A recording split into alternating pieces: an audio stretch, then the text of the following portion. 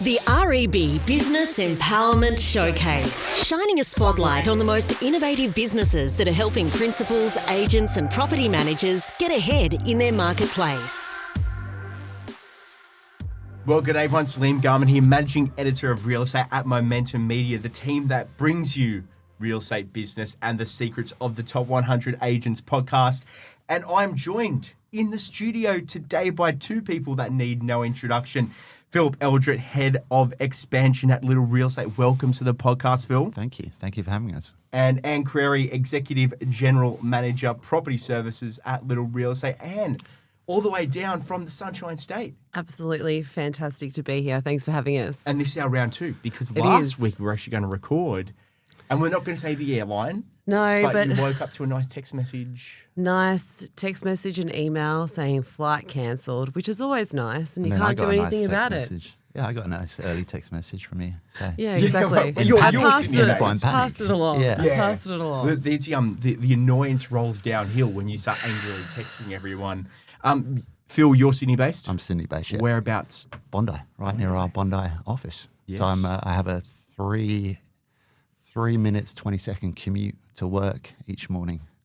That's quite good. I've got mine down to 12. So you've taken me out by a whole 9 minutes. Yeah. There is a shorter potential. We do manage the unit right above our office, so that becomes available. I'm in there. I'm going to cut it down. The second it's up, you're going to be putting it in, and you got the know. You know the people behind the scenes. Yeah, hopefully my application would be approved. Yeah. We'll see. It's a tough if market. Someone throws it out, you're going to have some questions to ask. Now, Little Real Estate, you both have a very interesting operating model, very different from the traditional franchise model we see. Phil, over to yourself. Can you describe how the model works and how it's different from a lot of other real estate offices that a lot of people are used to? Yeah, sure, absolutely. And I think, it's a really interesting model we've been working on particularly the last sort of 18 months and kind of refining. So there's a few elements to the model. I guess one of the key things for us is around the sort of rent roll access. So this is for sales consultants. So we have a structure which we call the 4-pillar selling model. And the first one is a rent roll access, where we siphon off a portion of the portfolio for our agents and actively encourage them to prospect, nurture and build good relationships with those clients. And that's really designed to give our agents a good baseline of revenue for the year. And? So obviously being one of the largest independently owned real estate businesses in Australia, our property management team are there to ensure that we're managing the properties the best we possibly can, so we can actually then help the sales agent convert them into a listing. So for us, it works really well. We work together all as one team to ensure that we do have our clients throughout the full transaction of a real estate property. So from the purchase to the management to the selling, hopefully then back to the rent roll to start the process again.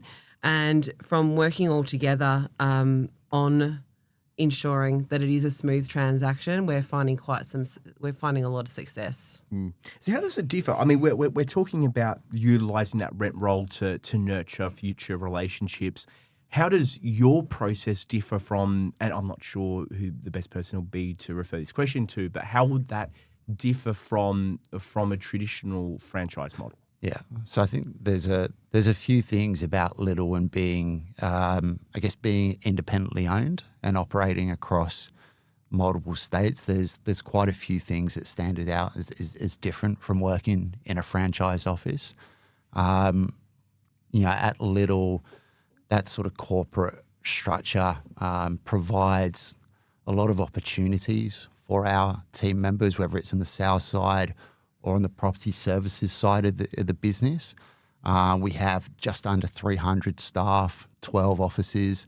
So the opportunity for career progression versus a franchise office is different. We were actually having a chat about the office managers and that setup. Yeah, so with our office managers, when we talk about career progression, look, as we know, if you work in a franchised office, generally you're a property manager and you may have an opportunity to become a people manager at some point, but that's really the ceiling. And the opportunities we have at Little means that you can become an office manager. Then there's regional managers, which are area managers. And then there's, my role, the exec GM role of property services. So there are a number of roles that you can actually work through, which personally I have done. I when I first started at Little, I was a property manager and then moved into an office manager role, then moved into a regional manager role, and then slowly created the national role, which led me to my exec level role now. And I think that is very rare. And one of the reasons why I personally wanted to work at Little Real Estate was because of its size and its scale and the opportunities that it could give a property manager who was still wanting to grow and be the best they possibly could be. But I felt trapped, and there was really nowhere for me to go in a traditional franchised model or, even a smaller boutique agency. And Little Real Estate's afforded me a lot of opportunity, and a lot of it, you have to create on your own and see gaps within the business and try and find a way where you can actually close those gaps. And there are roles that are there. So currently at the moment with our 12 office managers, 10 out of the 12 office managers have been promoted within. Yeah, so we've gone from property manager to leader. Now, just because you're a great property manager doesn't mean you're going to be a great leader. So we're there to make sure that we're giving them the training, giving them the cushion, and making sure that mistakes still can happen, moving into that transitional role, but giving them the opportunity. And same from the next level, going from the office manager role to the regional manager role. Every single regional manager we have has been an office manager at Little Real Estate. So there are so many opportunities, and that's where I think that we do stand out. Yeah, we hired 65 people in the last 12 months, and just under half of those are actually internal promotions. So that speaks to those opportunities. I think from a sales consultant's perspective, it's about consistency as well. We speak to agents all day, every day, and in that franchise model, they can be sold, things can turn around really quickly, and you can be in a really great environment, and all of a sudden you're rebranded and you're changed, and you've got a new principal, and the world's changed, and you're completely upside down from where you were 4 weeks ago. So I think from a sales consultant's perspective, that consistency at Little is different. Yeah. With the size of it, it opens up a lot of unique opportunities, and especially as you were saying before, the opportunities for personal growth. When you're working in a franchise model and you are working in what can be a very small business, and a lot of the administrative procedural burdens fall on your shoulders as well, which presumably you wouldn't have when you operate in a company like Little Real Estate. From a selling agent's perspective, how would their day-to-day differ? From a franchise perspective? Franchise to Little Real Estate, what would the difference be? The day-to-day for an okay. In terms of the support they receive. Yeah, the support. Because I would look at this and say a lot of those functions which would fall to a franchisee now can kind of be centrally located, and you would get the scalability benefits from that. Yeah, correct, yeah. So I think on a day-to-day basis for an agent, there's a couple of things that differ. We talk to our agents about autonomy and accountability. We don't have principals. An interesting fact actually is across the country, principals on average of franchise offices sell somewhere between 20 and 25 properties per year, and that especially if they're selling off the rent roll, which is what typically happens. So the first thing is it's not really a competition. We're trying to build an environment where an agent can be successful and not competing against the principal or anybody else. We're trying to create a structure for them where they can be their absolute best day in, day out. But the agents that work at Little have that autonomy and provide that accountability to get the result. So we're trying to give them a structure and then get out their way, I guess, is probably the best way I could describe it. Yeah. But you're right, the support services are centralised, which creates that efficiency because you're doing it on scale. So the agents get very tight turnaround times on the key critical tasks that they need. Yeah. I think the other thing, and you'll be able to talk more to this, is that when a salesperson joins us, they're given a patch, and that patch is their patch, right? So they've got there where they do their prospecting. Any leads that come off the rent roll from that patch goes directly to that salesperson where, generally speaking, if a lead came off a rent roll property, rent roll in general, would that go to a salesperson in a franchised office?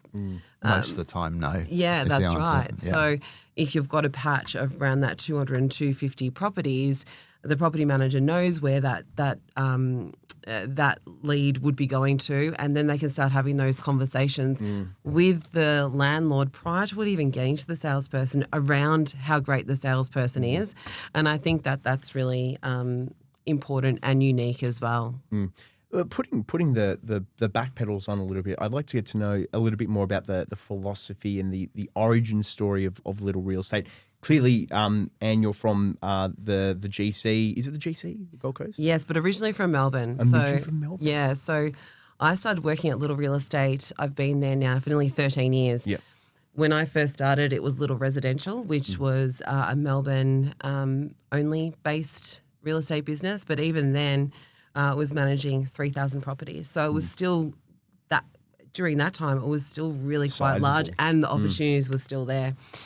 And then a few years after that, Run was purchased, and it became a much more sizable business operating over the 3 states, and therefore it afforded more opportunity. So the excitement levels for me, who is still very ambitious, was still was great. More opportunity in more states, and at that stage, as I said, I lived in Melbourne, and throughout the years, I was, young, and I eventually met my husband, who's actually from the Gold Coast, and we had a child. And during COVID, I was one of those people, and I was one of those people who bought their house sight unseen. My brother-in-law saw our house, and we moved to the Gold Coast because lifestyle So reasons. does the brother-in-law still get invited to Christmas? Did he do a good job? Yeah, no, he did a very good job. He Good. did a good job, and no, we're still there, and we're still extremely happy. And we moved there for lifestyle and family reasons, and it's all worked out. But that's another blessing that I've had working at Little Real Estate. Literally, I picked my computer up one day in Melbourne, put my computer down in our new house in the Gold Coast, and continued my job. Now, obviously, I had a national role. It's unique. It's not, not everybody would be. You're not wedded to a postcode. I'm not, no. So, anywhere in the 3 states, there's opportunity. And that's same for our salespeople and our property management team.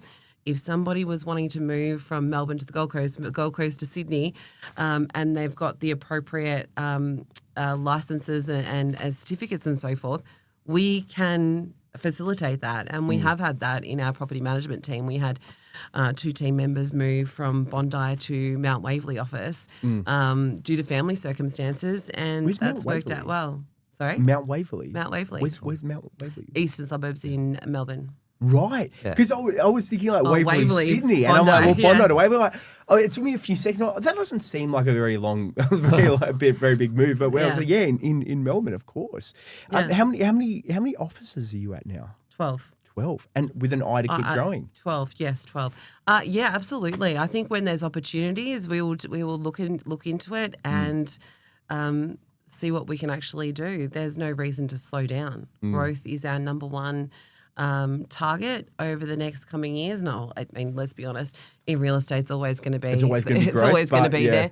But we have a really keen focus on it now, and we do as much as we can to make sure that we are getting our property managers to ask their current landlords if they have any friends or family that they'd recommend to us that we can then refer to our business development team.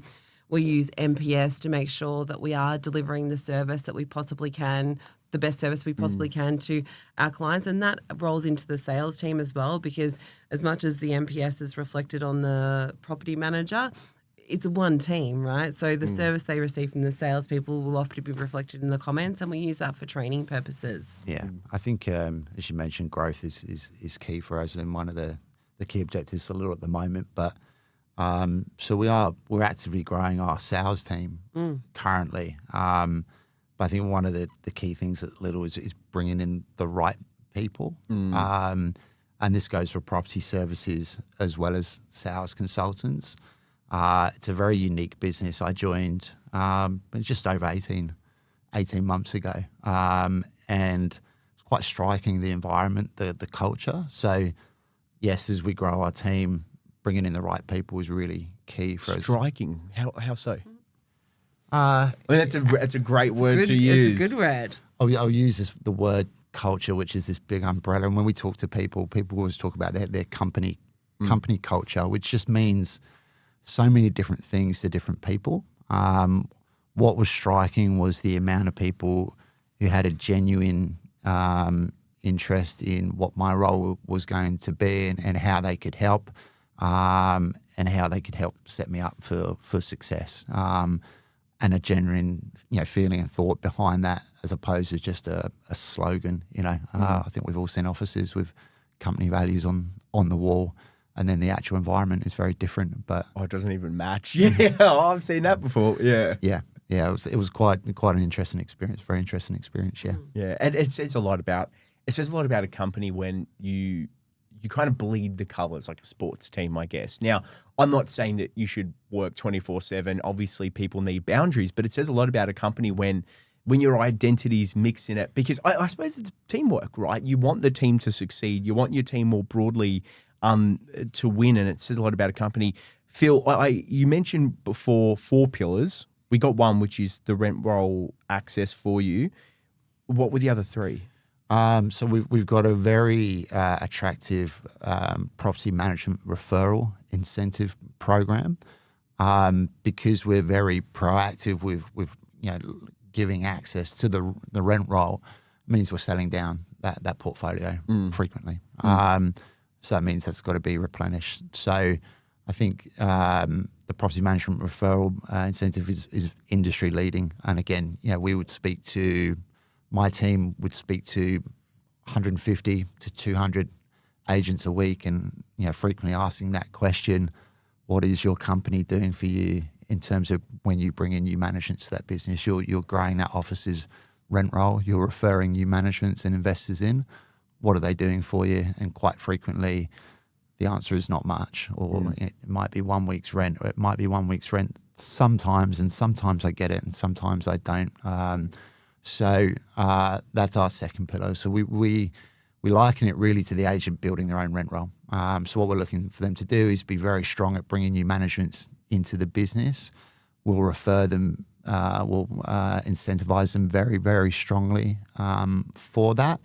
And what that's doing is adding to that patch that Anne mentioned. So let's say you're an agent, you've got a couple of key suburbs, and you are selling down from that patch and replenishing. What's happening each year is your listing opportunity each year is getting better and better and better. So our top agent referring new managements through this financial year, I think is up to about 40. So that's going to equate to somewhere around $70,000, $80,000 in referral commission over the next 18 months. And so it's a secondary income stream for the agent, but it's also building their listing opportunity. And again, they go right into that ecosystem with the property management team to make sure that landlord's serviced. And you're essentially growing your own rent roll. And you're creating a long-term kind of lead generation capability for yourself. One of the big key things that you have focused on, both Anne and Phil, both of you, is using that rent roll to provide a baseline of revenue for agents. Phil, can you speak to us about how you that on the ground as a sales agent, what that would be different than in a regular franchise model? Yeah. So I think the starting point is actually we want to provide a great service for investors, for our vendors, right? So the property manager is probably going to have the primary relationship in that setup. We want to make sure from the sales side that our vendors are getting an excellent experience, whether they're looking to sell right now or further down the line. We talk about adding value to that investor, whether they're looking to sell now or in 5 years' time. So that's actually the starting point, is adding value. So if you're an investor and you're bringing your property into Little, you're not just getting great property management, you're getting market insights from our sales team as well. You're getting up to date on the things that could impact your long or short-term value of your property. So that's the starting point of it all. What it looks like in practical terms is an agent coming into our business. We will give them typically 2 or 3 key suburbs.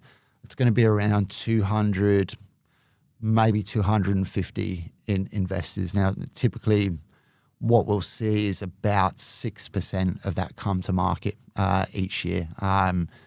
Could be a little bit higher. It will fluctuate between states.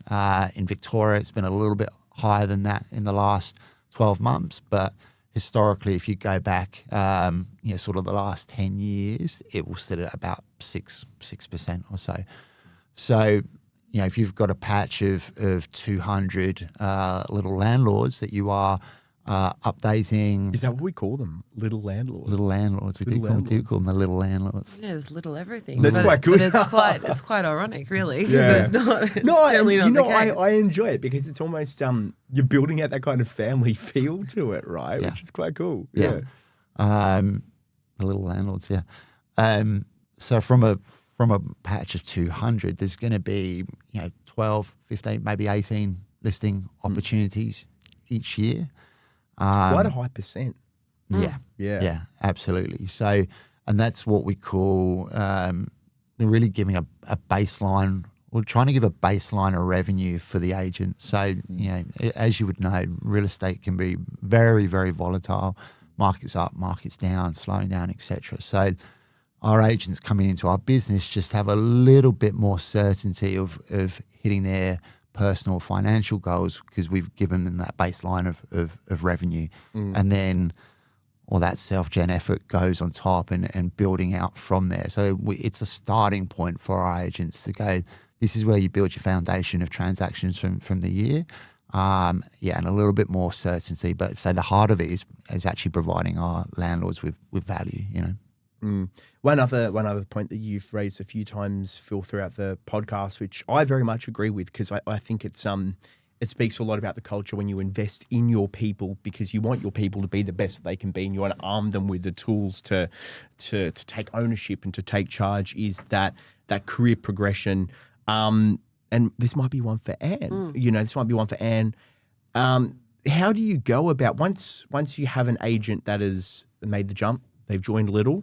They become a little agent. They become a little agent. What internal career training programs and opportunities do they then have at that point? So we have a number of different training opportunities. We hold internal training. We also have external training as well. So with our internal training, we have our leaders actually come up with the content to deliver to the entire business. So once a week we get together and as a business and we hold what we call a brunch and learn session. So it could be on different brunch and learn. Yes. Yeah, nice.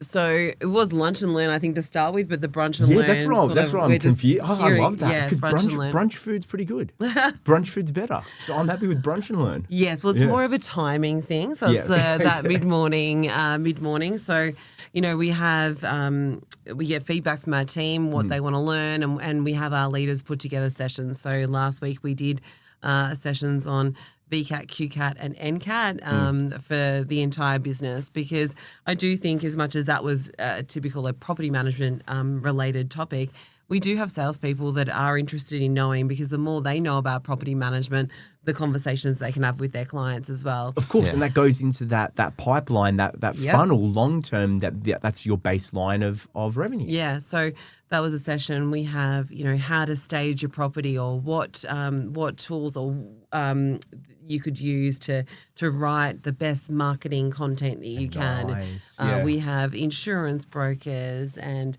lots of people that come into these sessions and really try and educate and upskill our team. But I think the biggest thing that I love is when our team are actually doing the presenting. So when they actually get it together, so it's not just the leaders that are getting up there and doing it. Everybody has an opportunity to present on a topic that they're really qualified about. and passionate to talk about. And then we have external trainers. So we have monthly sessions with Michael Sheargold. So we have different sessions. So we have a sales session, a property management session, a leadership session, and also support team sessions as well. So again, I think it's really important that we do give each section in our business what they personally need. However, the Brunch and Learn brings everyone back together, reminding them that we are the one team that work together. So you can get your tools and you get your training in your role specific area. However, at the end of the day, we actually all need each other to be successful, because if Phil's successful in his role, that means that I'm successful in my role, because we're working together and doing something great. So there are main things that we do. And obviously when our team go through that recruitment process to go into the new roles, we pair them up with other leaders, and, we've sent them to different states to learn off different team members. And again, I think that that's really good to do as well. Like, not only just pigeonholing them and just learning off who's sitting next to you, having them pair with a Victorian office manager from, pairing them up with someone from Queensland or New South Wales and Victoria. So, we do that as well. The onboarding's key. I think, you can have a really great training program, which we do, but if their onboarding is no good, it goes out the window. So we've put a lot of time in the last 12 months in developing a really strong onboarding strategy. Moving offices for an agent is a big decision. For sure. We call it the leap of faith, and they're trusting us, or trusting that they're coming into the right environment and they've made the right career move for them. So we've developed over the last 12 months a really strong onboarding program. What does it include? So it will start with about 8 to 10 sessions on systems and meeting key stakeholders. So the first week, it's quite intense. It's spread over sort of 2.5, 3 days. They'll get training on the key systems that you need to be successful. We've got a very thorough tech stack. Some of the agents we bring in are super tech savvy. Some are not. That doesn't matter. We're here to train them on the systems.